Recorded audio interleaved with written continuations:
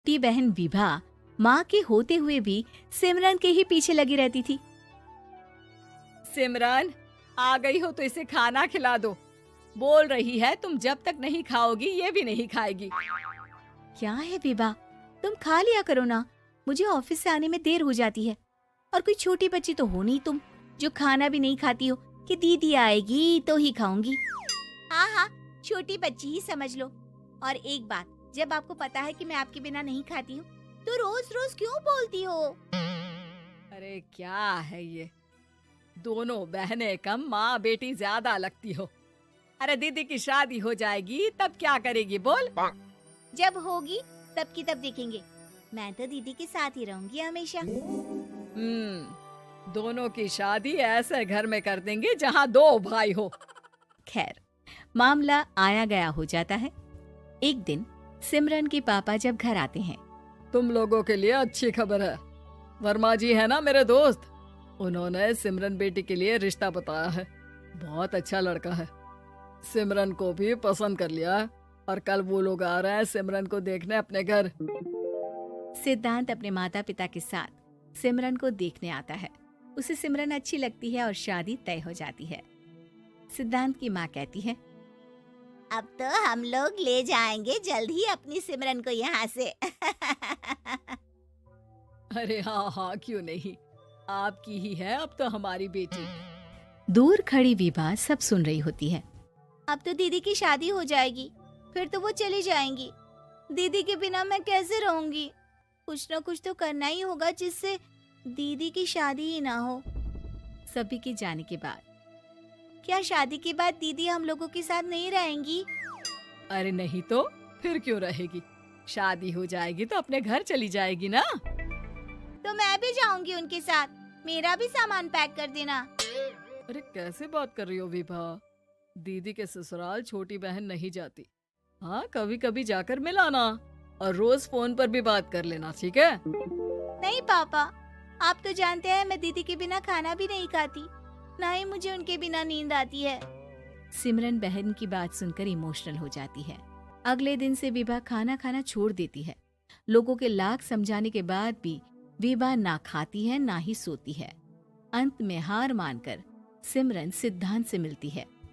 सिद्धांत, मेरे mummy papa ने बचपन से ही विभा और मुझे साथ रखा। वो मुझसे बहुत जुड़ी है।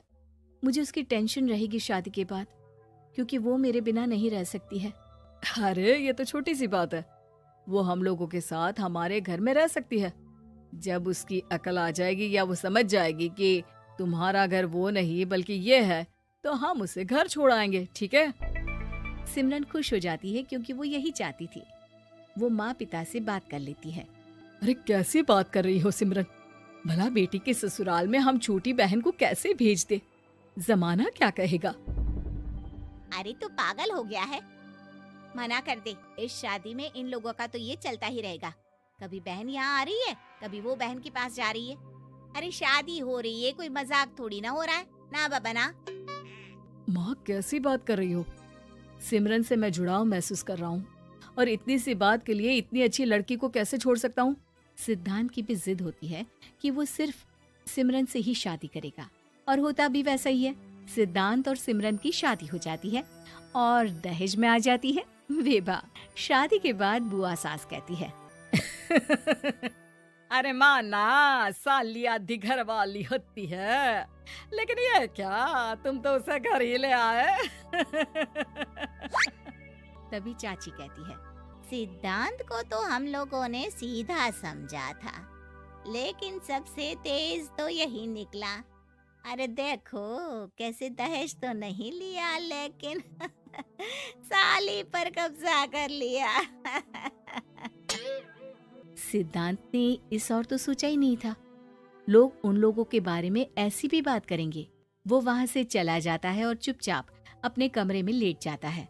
क्या हुआ सिद्धांत, तुम अचानक से परेशान हो गए, कोई बात है क्या? अरे नहीं नहीं, वो थक गया था ना, शादी की सारी तैयारी और रस्मों के बीच, सोच रहा हूँ थोड़ा आराम कर लूँ। हाँ ठीक है, आप लेट जाइए, मैं विभा का बेड लगा देती हूँ जमीन पर। क्या वो यहाँ सोएगी? हाँ, बताया तो था कि उसे नींद नहीं आती मेरे बिना, तो तुम आराम से लेटो ऊपर, हम लोग नीचे बिछा लेते हैं। अरे नहीं नहीं, तुम दोनों आराम से लेटो ऊपर, मैं माँ पापा के रूम में जा रहा हूँ। सिद्धांत वहाँ से दूसरे कमरे में चला जाता है, जहाँ सिद्धांत के पिता उससे कहते हैं, क्या बात है बेटा, तू उस कमरे में क्यों नहीं सो रहा? बहू से लड़ाई हो गई है क्या शादी के पहले दिन ही? अब नहीं पापा, वो दोनों बहनों को बात करनी थी और मुझे नींद आ रही है, तो मैं यहाँ सोने चला आया। अगले दिन सिद्धांत तैयार होकर ऑफिस जाता है। ऑफिस में लंच के वक्त दोस्त कहता है, क्या बात है सिद्धांत, इतना सारा खाना एक ही दिन में? हाँ यार, वो सिमरन को खाना बनाने का शौक है तो उसी ने बनाया है। यार हम लोगों की तो सिर्फ एक ही बीवी है, इसकी तो दो है ना। सिद्धांत को गुस्सा आ जाता है। कैसी बात कर रहा है तू? अरे तू तो भाग्यशाली है जो बीवी के साथ साथ साली भी आ गई। अरे साली लोगों की तो आधी घरवाली होती है, तुझे तो पूरी की पूरी मिल गई। सिद्धांत का पारा अब 7वें आसमान में पहुंच जाता है। वो खड़ा होकर उस लड़के से लड़ने लगता है। हाँ, मेरी शादी में मेरी बीवी के साथ मेरी साली भी आई है, ये सच है, लेकिन सिर्फ कुछ समय के लिए, क्योंकि उसने सिमरन को बचपन से ही माँ की तरह देखा और यूं अचानक वो सिमरन से अलग नहीं रह सकती थी। इसलिए सोचो, अगर मेरी बीवी उसके लिए माँ का स्थान रखती है तो मेरा दर्जा क्या हुआ? तभी वहाँ बॉस आ जाता है। माफ करना सिद्धांत, यहाँ इस मेंटल लेवल के लोग हैं, जरूरी नहीं साली सिर्फ आधी घरवाली ही हो, कभी वो छोटी बहन तो कभी बेटी भी होती है। वेल डन सिद्धांत। सिद्धांत को अब ऑफिस में कोई कुछ नहीं कहता, लेकिन आस पड़ोस का वो तो वही हाल रहता है। सिद्धांत ऑफिस से घर की ओर आ रहा होता है कि रास्ते में उसे अपनी कॉलोनी का दोस्त मिल जाता है। क्या बात है, चेहरे की चमक बता रही है, शादी से बड़ा खुश है तू, क्यों? हाँ यार, अच्छी लड़की और अच्छा परिवार मिलना कहाँ होता है जल्दी आजकल। यार हमें भी दिला देना ऐसा परिवार जहाँ एक के साथ एक फ्री की स्कीम चल रही हो। सिद्धांत को फिर गुस्सा आ जाता है। वो दोस्त को मारने के लिए हाथ उठाता ही है कि वहाँ विभा आ जाती है।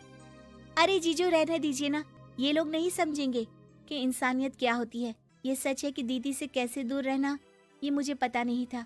आपने मुझे दीदी के पास रहने का मौका देकर ये समझने का मौका दिया कि लड़की का असली घर उसका ससुराल होता है।